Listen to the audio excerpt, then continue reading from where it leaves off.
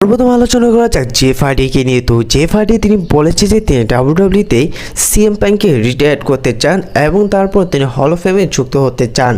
দেখুন বর্তমান Jeff hardy তিনি নিজেই ডাব্লিউডাব্লিউতে নিয়ে তিনি কীভাবে সিএম পাঙ্ককে রিটায়ার করবেন এবং তিনি কীভাবে হল অফ ফেমে যুক্ত হবেন। হ্যাঁ, একটি বিষয় দেখা যেতে পারে 2025-এ জেফ হার্ডিকে হল অফ ফেমে যুক্ত হতে যদি তার আগে জেফ হার্ডি তার আচরণ এবং তার ক্যারেক্টার পরিবর্তন করে হয়তো ডাব্লিউডাব্লিউ জেফ হার্ডির সাথে নতুন কন্ট্রাক্ট সাইন করতে পারে এবং 2025-এ তাকে হল অফ ফেমে যুক্ত করতে পারেন।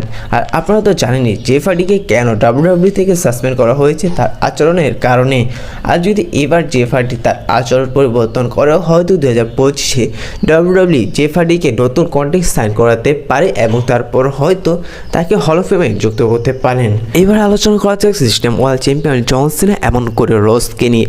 তো কালকে রাতের থেকে অনেক সোর্সের পক্ষ থেকে জানা যাচ্ছে যে এবার নাকি রাসেলমেনিয়া 41-এ জন সিনা এবং কোডি রোডসের মধ্যে একটি সিঙ্গেল ম্যাচ দেখা যাবে।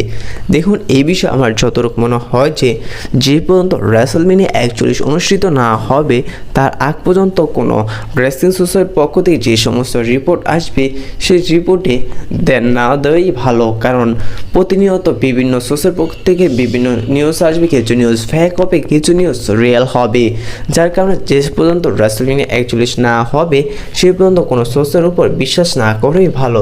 আর যদি আসলে ডাব্লিউডাব্লিউ রাসেলমেনিয়া 41-এ জন সিনা এবং কোডি রোডসের ম্যাচটি অনুষ্ঠিত করে আর বর্তমানে কোডি রোডসের যে ক্যারেক্টারটি চলছে সেই ক্যারেক্টারটি নিয়ে যদি রাসেলমেনিয়া 41-এ জন সিনা এবং কোডি রোডসের ম্যাচটি অনুষ্ঠিত হয় তাহলে একটি বাজে ম্যাচ হবে।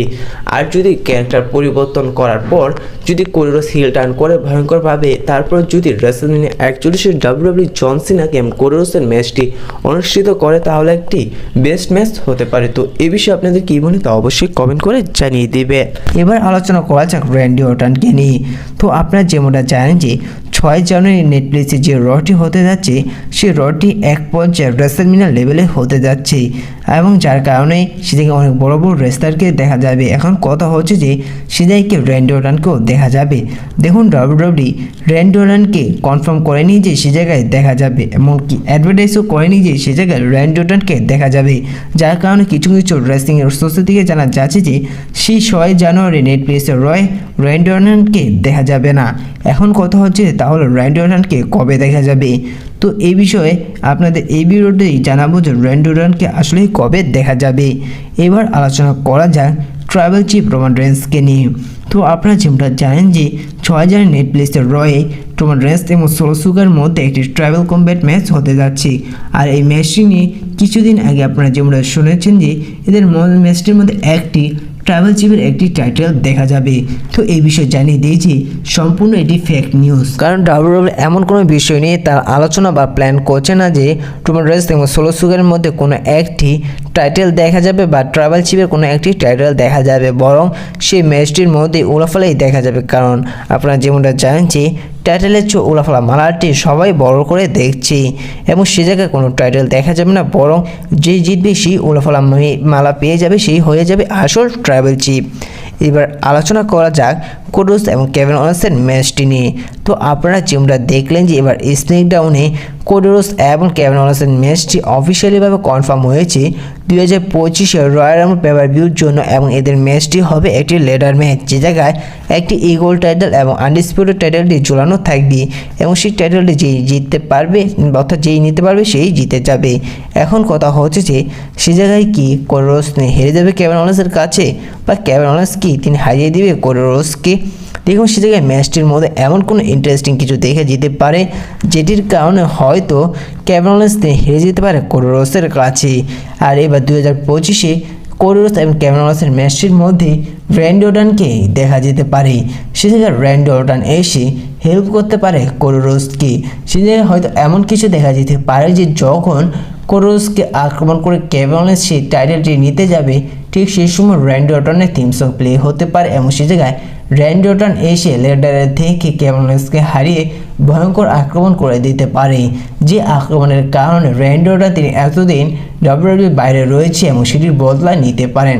এক পর্যায়ে হয়তো ডাব্লিউডাব্লিউ এই কোডি রোডস এবং কেভিন ওয়েন্সের ইস্যুটি আরও লম্বা সময় দেখাতে পারে এবং এদের ম্যাচটি এক পর্যায়ে একটি ট্রিপল থ্রেট ম্যাচ হয়ে যেতে পারে এবং একে অপরের এগেনস্টে চলে যেতে পারেন। কিন্তু একটি বিষয় জানা যাচ্ছে যে এবার এলিমিনেশন চেম্বার পেপার ভিউতে হয়তো Randy Orton versus Cody Rhodes versus Kevin ওলেন্সের মধ্যে একটি ট্রিপল থ্রেট ম্যাচ দেখা যেতে পারে আনডিসপিউটেড ইউনিভার্সাল চ্যাম্পিয়নশিপের জন্য।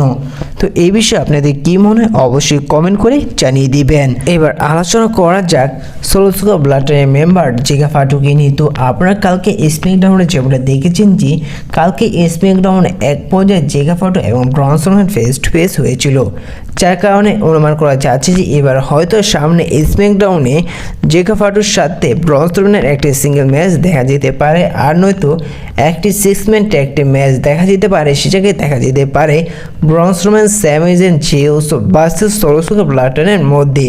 তো আপনাদের কি মনে হয় সামনে স্ম্যাকডাউনে কি এই 6 ম্যান ট্যাগ টিম ম্যাচটি দেখা যাবে, নাকি দেখা যাবে ব্রন স্ট্রোম্যান এবং জিগা ফাটুর মধ্যে একটি সিঙ্গেল ম্যাচ?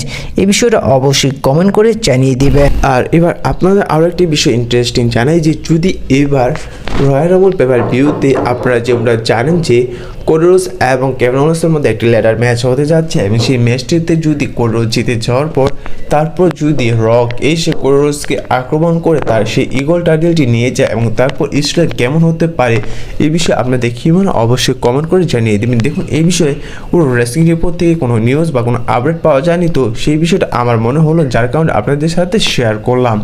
এবার লাস্ট একটি আপডেট নিয়ে এবং আপনাদের কাছ থেকে একটি বিষয় জানতে চাই, সেটা হচ্ছে যে এবার 2023-এর স্টুডেন্ট ভালো ছিল নাকি 2024-এর স্টুডেন্ট ভালো ছিল, কোন সালের স্টুডেন্টটি আপনাদের ভালো ছিল ডাব্লিউডাব্লিউ তা অবশ্যই কমেন্ট করে জানিয়ে দিবেন।